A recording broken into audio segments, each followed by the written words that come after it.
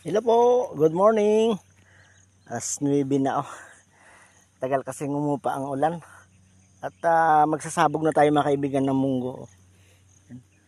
Bilang panibagong hanap buhay natin. Ayan ang munggo natin.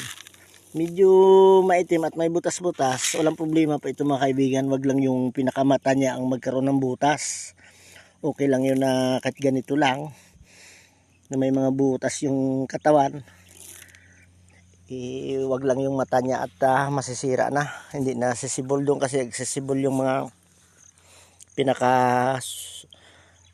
ano niya kung sa mga sa saging isuhi doon po lumalabas yung kanyang uh, pinakatubo at samantala natin ang pagkataon na basang-basa ang lupa madali po ito magtugi, madaling sumibol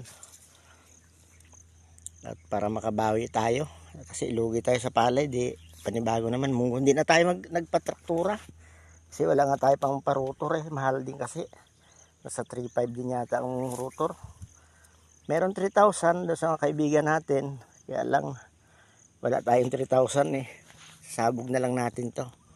Okay, yun lang po at umpisa na natin ang ating pagsabog ng munggo direct seeding.